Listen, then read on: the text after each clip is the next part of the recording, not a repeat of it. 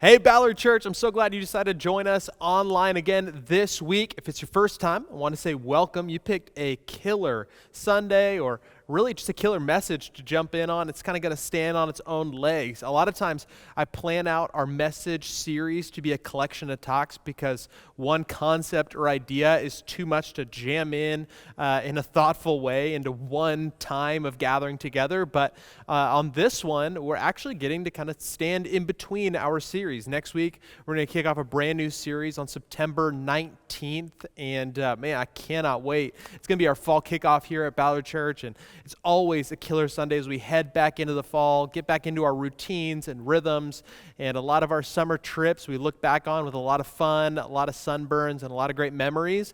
But we're back into maybe school season for some, maybe sending your kids off to school for others. But for many of us, it's kind of back into the routine of fall, pumpkin spice latte in hand, ready to go. And this week, we get, again, a message that I've been really looking forward to. I give myself little spaces in the calendar every once in a while to just kind of talk about maybe something that stuck out to me recently in my own time reading the Bible. Maybe it's something that God's working through in my own life. And to make sure that we get it all in, I'm going to jump right into it. Today, we're going to be in the book of John. It's in the New Testament, and it summarizes one of the four accounts of Jesus' life. There's Matthew, Mark, Luke, and John. And of the four Gospels, John is really unique in the way that it's written. John doesn't really take on the account of wanting to give a chronological order of Jesus' life, but his goal and mission is to take the stories and teachings of Jesus and approach them from a theological perspective, really from a pastoral perspective. And I love reading the book of John because it just brings to light some really fresh and unique things. He writes this at the very end of his life, and so as he looks back and recounts and remembers the stories of Jesus and the implications that have happened, honestly, not only from his life, but after his life and the early workings of the church, it's amazing to see the richness that comes from this book of the Bible. If you've never opened it before, don't worry. You may not even have a Bible with you. I'll have it on the screen right here next to me. We're going to be in chapter 11, and it's actually the second half of the chapter. In the first half, we see Jesus really bringing back Lazarus from the dead. It's an incredible story. We don't really have time to cover it today, but he does exactly like I just said. He brings a guy back from the dead, in which everyone stands back and go, water into wine is neat, but that is amazing. That's a miracle. And wouldn't you know it, people start believing in Jesus. And that's where we pick up the story, is Jesus is really starting to get some traction in his ministry, not from the stuff that he's teaching only, even though that was revolutionary and incredible and insightful, but also the things that he was doing, the miracles, the compassion that he was showing. It was phenomenal. So here's what we catch up in John chapter 11, verse 45. Here's what we see. Therefore, after raising Lazarus from the dead, many of the Jews who had come to visit Mary had seen what Jesus did, and well, wouldn't you know it, they believed in him. That one's kind of hard to refute. I mean, it's pretty amazing. I imagine there were some people who came with some skepticism. They heard that Jesus was in town, and word didn't travel like it did today over Twitter or Instagram, but really it was just kind of word of mouth and the buzz all around Jerusalem, really all around the Mediterranean side in what we know now as Israel. Like all over there, Jesus, the word and rumor of Jesus and what he was doing was buzzing everywhere. So Jesus walks in and people see him and go, well, he's not that impressive to look at maybe. I don't know. The Bible doesn't really talk about it. And so you imagine people have their skepticism. I think of it like watching one of those singing talent competitions, right? And always in the beginning, it's like one of my, I don't know why it's like a guilty pleasure to watch these, either The Voice or American Idol or any of those. Somebody walks in and they tell their story and immediately you size them up and you start thinking, what style of song are they going to sing? Are they going to be any good? I mean, usually in these shows, no one's like mediocre. It's either they're terrible, they're good, or they're amazing. And you just never know. And sometimes you get this intuition guess. You're like, ooh, I can just tell they're going to be absolutely amazing. They're just going to be phenomenal. And wouldn't you know it, the moment they open their mouth, the moment they start to sing that first word, that first bit of the song, you just go, this person is amazing. This is my new favorite person. Like this is phenomenal to see. And you got to imagine that's the response of the people when they see Jesus. They're like, yeah, he's pretty neat. I mean, I've heard he's done cool things, but whoa, he just rose. was raised that guy from the dead. That's amazing. That's unprecedented. That's incredible. So wouldn't you know it, they started to believe in him. And now we move past things that John has really seen personally and more into a story that he's heard secondhand that he starts to tell us about. Some of these went to see the Pharisees, which were the local religious leaders of the time. These were the guys in charge of the religious systems, which had a huge sway on the day-to-day life of people. More than anything, religion and our day-to-day life and the government were all very integrated. And so these Pharisees had a lot of power at the time, and these people went and told them what Jesus had done. Then the chief priests and the Pharisees called a meeting of the Sanhedrin, to which we read that and we go, oh, that's great, let's move on to the next sentence. But to the people of the time, when you read this, I mean, when John was writing this, this was like a cliffhanger moment on a TV show. I mean, this had to be a moment where if you were watching this, I mean, it would be like towards the end of the episode, and all of a sudden, like one of the chief characters would look at the camera and say, it's time to call the Sanhedrin. Like, it was just drama. I mean, this was exciting. You never know if maybe a pastor at this time would read it and say, and they called the Sanhedrin, and we're going to pick it up next week right there, and everyone was on the edge of their seat, and I know it's a lot more exciting than maybe I'm giving it credit for, and you guys are like, oh, sure, but I'm just going to forge on here today. But they called the Sanhedrin together because they had to figure out what to do about Jesus. So they sent out messengers to all the local religious leaders of the time. I mean, they gathered a large group of anybody who had any kind of say or value in their system. They gathered them all together and said, we have to figure out what to do with Jesus. And this is what happens next. This is unbelievable. What are we accomplishing? I'm going to read that again. This is the first question that they asked, or it's the first question that we see asked amongst the group. What are we accomplishing? Here is this man performing many signs, many miracles, these signs that have to be God signs, is what some translations say. Jesus is out here performing signs that must be associated with God, and well, we're supposed to be the ones that are associated with God. And if we let him go on like this, wouldn't you know it, everyone's going to believe in him. Everyone is going to believe in this Jesus character. If he keeps doing the things that he's doing, we're going to see more of the same thing happen where everyone will start believing in him. So we have to decide, come on. What are we accomplishing? Some translations say the question was asked, what are we going to do about this? What are we going to do? Because if we leave this all to go, then nothing's going to change, and we're going to continue to see Jesus just working his miracles, stirring up trouble, and getting us to a place where, well, we don't really want this nation to go. And for their paradigm and the way that they viewed God, they were thinking to themselves, how can we let this happen for the sake of just keeping our faith pure?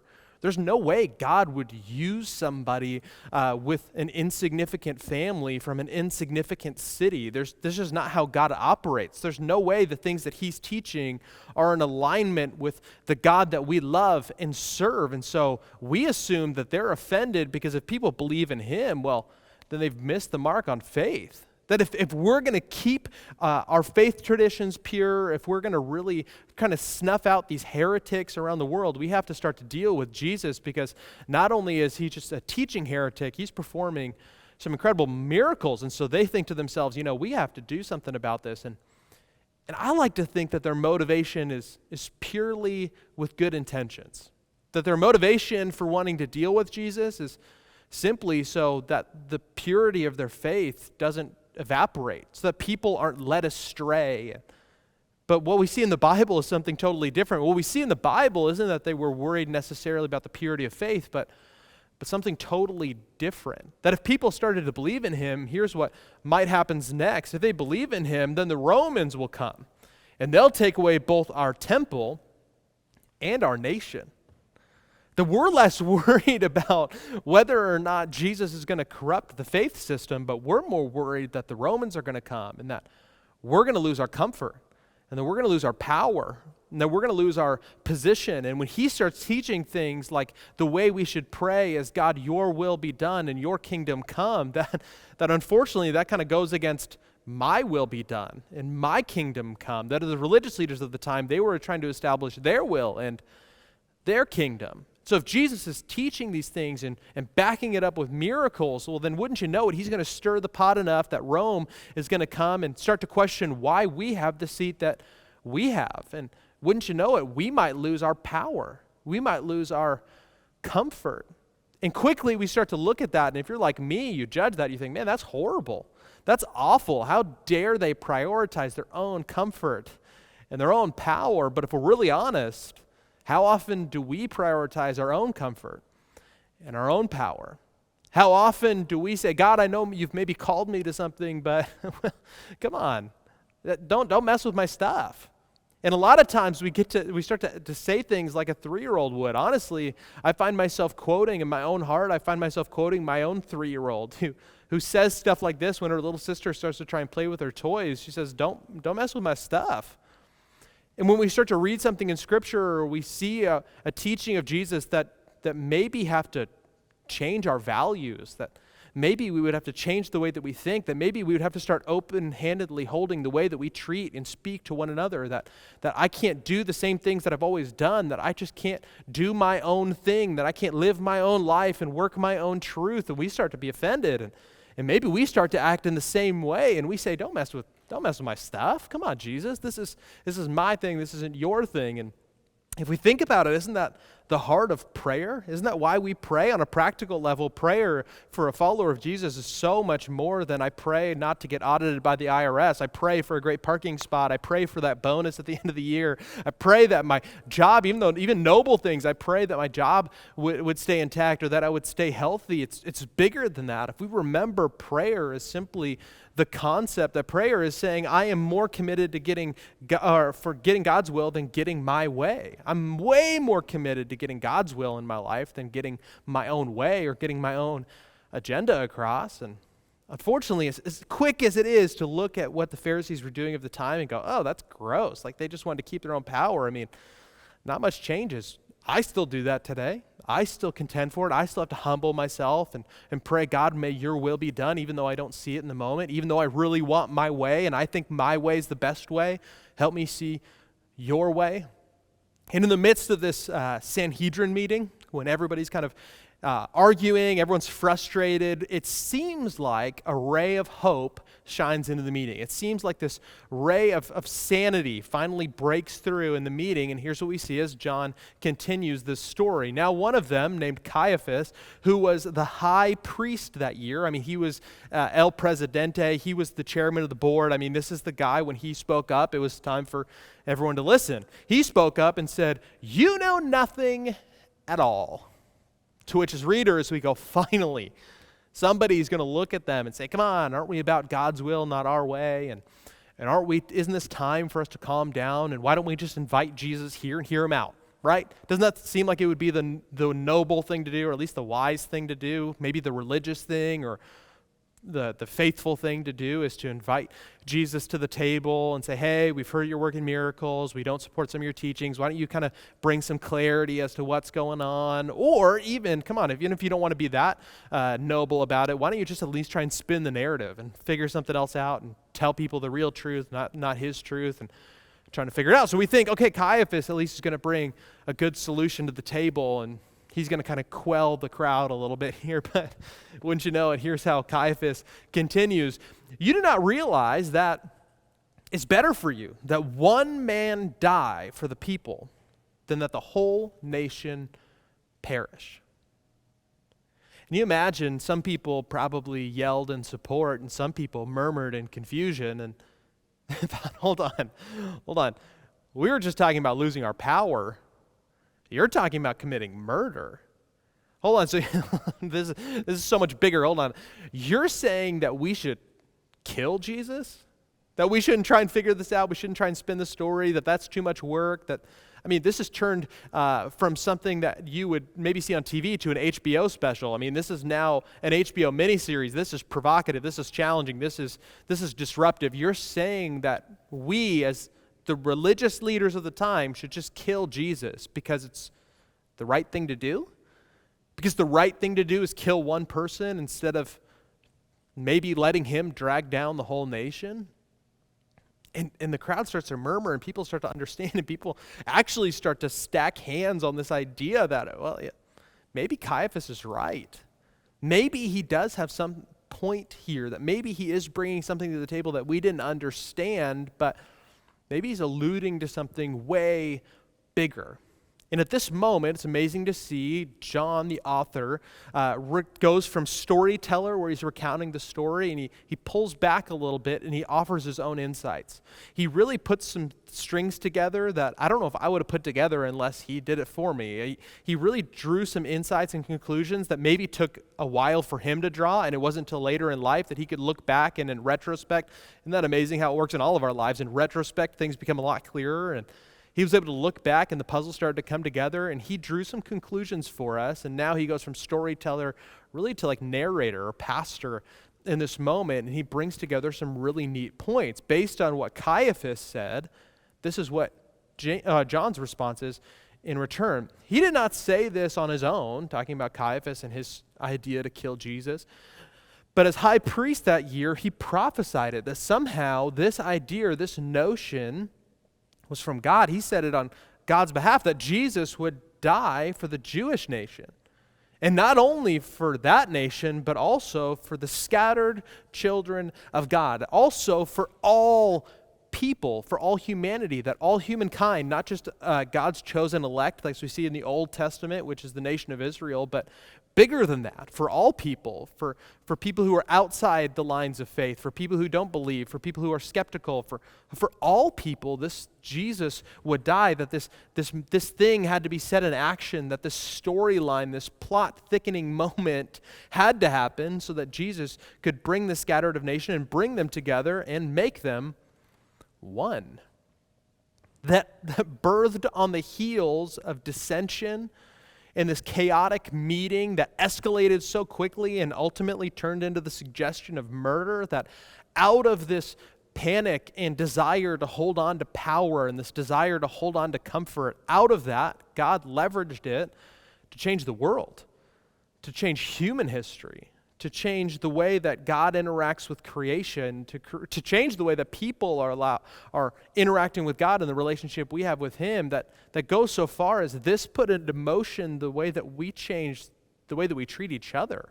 I mean, this is unbelievable that John says, now take a step back. The reason I tell you this story, and I think it's so interesting, is the fact that it changed everything. And as much as this story struck me, it's really the question that's get issued in light of this whole passage. It's the question that gets issued at the very beginning of the meeting that really is left lingering for me. That when I read this passage, I couldn't get this question out of my head. It was really in a personal way. I had to examine my own thoughts, my own motives in the light of this whole passage and what takes place and the things that I don't like but I somehow relate to. I had to ask myself the question that they asked themselves: what are we accomplishing? What are we accomplishing? What is my following of Jesus? What is my reaction to the teaching, the life, and the challenges of Jesus? My desire to follow Him, what is it accomplishing in my life? Is it accomplishing anything? Now, accomplishing is a strange word, and we're in this culture very attuned to accomplishment. We love accomplishing things. We love moving forward and being seen as successful. And accomplishment is maybe a strange way to put it, especially when it comes to our faith. It can get us into some muddy water where we feel like we got to earn our relationship with God and earn our way into heaven. But Jesus brings up this different notion, really keyed into the agricultural phrases of the time, and he talked about bearing fruit. Really 17 times in the Bible, we see this idea of being fruitful or questioning what fruit am I producing in my life, and out of that trying to figure out, okay, well, what am I producing? What am I producing with my life, and what can I be doing a little bit better? It's a challenging notion, but it really does make us think. As a church, we have to think to ourselves, what are we accomplishing? And before we get to the personal, let's talk about the corporate. As a church, I'm really challenged, especially as the one who's leading this church. What are we accomplishing? And our mission has stayed the same through COVID, through all of it. Our mission stays the same at its core, is to help people find and follow Jesus. It's to help people find and follow Jesus. It's really easy to say on paper, really complicated to do, especially if you've ever tried to find or follow Jesus. You know how complicated it is. But our job as a church is to simply help people, to help you and to help me find and follow Jesus. The first one we do corporately. The first one you're involved with as well. It's helping people find Jesus. We talk about this all the time, that I want to be a church where we put the cookies on the bottom shelf, where we don't say like you have to know enough or do enough or achieve enough or have been around enough before you get in and can kind of understand the super spiritual language that we use.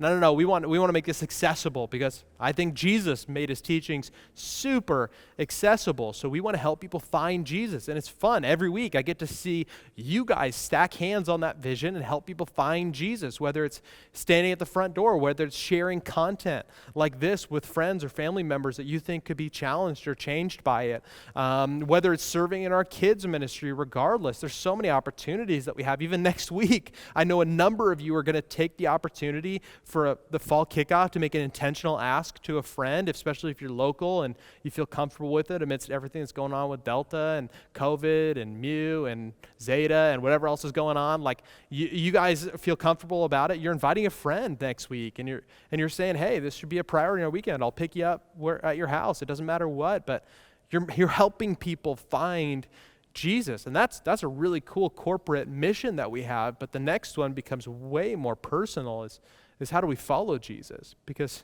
when it comes to following, the ball's in your court. We can help. That's our goal, is to help. But as far as following goes, it's really up to you. I can't make you follow Jesus. I can't strong arm you. And what we've seen is that God's given us free will. So God's not even in the business of strong-arming you into following Jesus. It's an opportunity that we have. It's something that we see.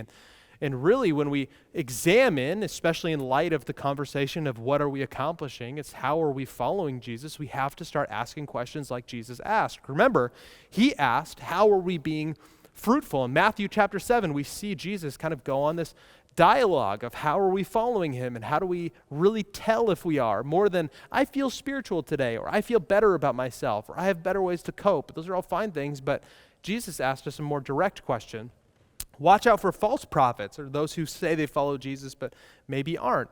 They come to you in sheep's clothing. It's a dichotomy here, but inwardly they are ferocious wolves. By their fruit, how do you tell the difference? Is by their fruit you will recognize them. Do people pick grapes from thorn bushes or figs from thistles? No, this is a rhetorical question. Everyone in the audience said, no way. I mean, we're not agricultural. I don't find myself picking figs often, but I can put two and two together. Then no, we don't do this. So likewise, every good tree bears good fruit. And inversely, a bad tree bears, well, bad fruit. So in our lives, I think we can kind of tell, okay, based on how I'm following Jesus, there should be some sort of fruit or change or outcome. And really the driving force, if we're going to make today practical, if we're going to make the challenges practical, of what are we accomplishing, this haunting question they ask themselves that I think we could ask ourselves too, is how are we changing? I think there's two ways, and they're going to be so overly simple. They're going to be unbelievable. It's funny how sometimes the simplest things are the most challenging things. I think this week is going to be true. But if you really want to get to the nitty-gritty, if you really want to find a litmus test to test your fruit, here's what it is. Two things following Jesus should be changing. First one, you. It should be changing you. It should be changing me. Following Jesus should have tangible changes in my life. Am I seeing things differently? Am I viewing the world differently? Am I holding my opinions and politics open-handed, not just based on a party or what other people would have to say, but what Jesus is teaching? Are you constantly changing me? All of us have the goal, you know this, all of us have the goal that 10 years from now, we're a better version of ourselves than we are today. No one has the bold and audacious goal to be exactly the same in their future. Nobody wants that. We want to be better. We want to be better versions of ourselves. We want to be changing, and what Jesus wants is for to be incorporated in that process, to be a part of the change that we're making in our lives, to start to see things differently. If the only thing changing about your life since you follow Jesus is your Sunday morning schedule or the time that you take out to watch a little bit of this content, like, come on, I think you're missing out on something. You're doing it wrong. There's something so much better on the table than simply just changing a little bit of our daily routine and patterns, or really our weekly routine. It's incorporating Jesus into so much of what we do. And if you're wondering, man, how do I practically work this out to have Jesus change me? Our entire last series, you can catch up it on YouTube, is all about how our faith becomes practical. Go watch it. I promise you there's going to be plenty of action steps in there. We've already unpacked them and really, I think, could change the way that you view your faith and view everything. Remember, Jesus wants your stuff. He wants to mess with your stuff. He wants to mess with some of it. And we have to be open to figuring out what the fruit of that could look like. Now, the second thing, if you thought the first one was deep, the second one, man, this is going to get even more deep. Things following Jesus should be changing you and others. Others, it should be changing others around you. These are going to be the simplest points. You can't forget these even if you wanted to. Following Jesus should be changing you. It should be changing others. What an incredible litmus test to try and figure out how we're doing. Am I bearing fruit in my life? You should be doing this seasonally. You should be doing this all the time, is wondering, okay, Jesus, right now, come on. Are you changing me and are you changing the way that I interact with others? Because Jesus interacted with others. The Gospels, the stories of Jesus would be incredibly short if he was just some pious monk that was an introvert in seclusion and was just working on his own spiritual formation. If that's it, Jesus was perfect. The end. He never impacted anyone, never went anywhere, never did anything. That's not how the story goes. Jesus was about so much more than just getting his agenda across. That would have taken 2 seconds. He would have just showed up and gone, all right, let's get my agenda done, and done it. But instead, he took the time and he worked with people. He worked with people like you and like me. He decided to work with those that maybe other people didn't want to work with, that they thought were a waste of time or waste of potential, that he would look at them and say, I want to be a part actively in your life. He gathered disciples to do life with him in close proximity. So you have to wonder if that's what Jesus modeled, what is it going to look like in our life? How is it going to show up that the people around us are different because we're different? How are the people around us changed because we're following Jesus? And as a byproduct, we're changed. How are we navigating our work situations, our ethical decisions? How are we navigating what we watch and what we don't watch, what we engage with and what we don't, what we say and what we choose not to, the filters that we use?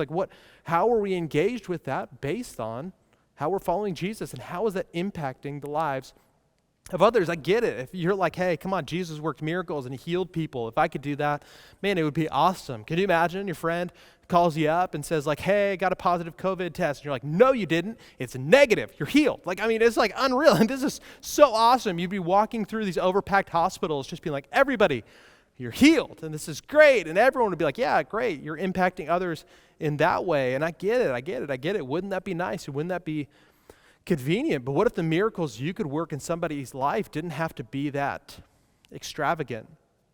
What if your miracle that you could work in somebody's life is simply showing up, calling, texting, maybe offering a word of encouragement, finding opportunities to be generous when so many around us are in need of generosity, finding a way to support and care and be a part of somebody else's story, even when you don't feel ill-equipped or you don't feel equipped, and even when you feel unprepared. Just choosing to say, Jesus, I trust you in the midst of it because you're going to help me make a difference in the lives of others. What if it's calling to check up on a friend because you haven't heard from them in a while? And just say, how are you doing? No, honestly, past the yeah, I'm doing good because that's what we're all supposed to say, but really, how are you doing? What's frustrating you right now? It's breaking your heart. How are you coping with the news? How are you coping with the frustrations and the tensions in the world? How are you coping with going on social media and seeing everyone be mad?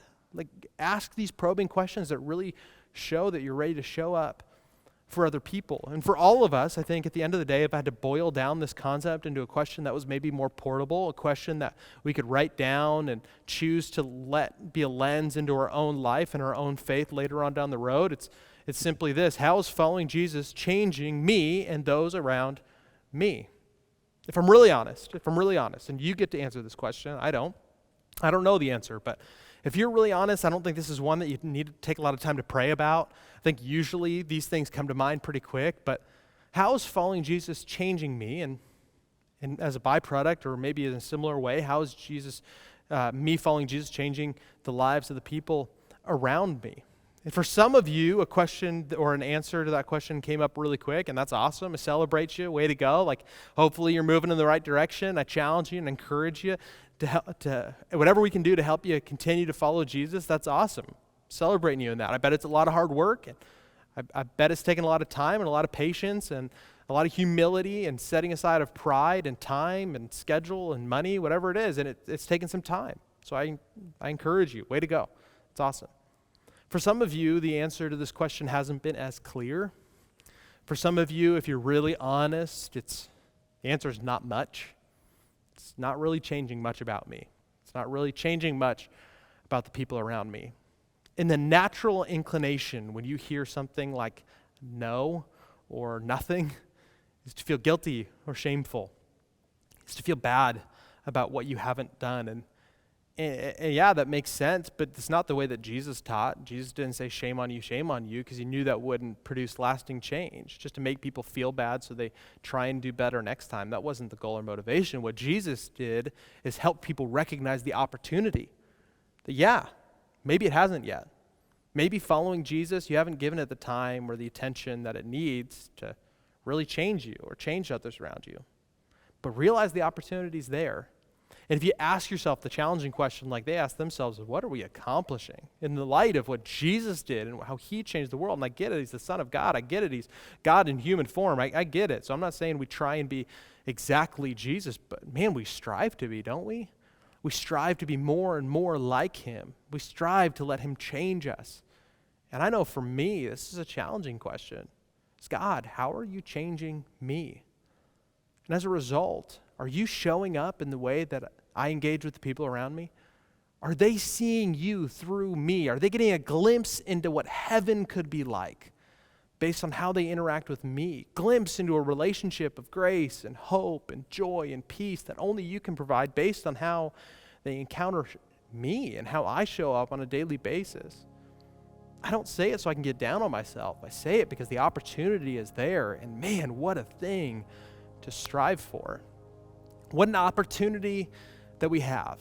And what a reminder that even in the moments when we fail, even in the moments where we choose, like the Pharisees and definitely like Caiaphas did, to prioritize our own comfort and our own needs and our own priorities and our own agenda and our own position of power, and even when we decide to do that, it's amazing what God can do in the midst of it, how God can redeem it.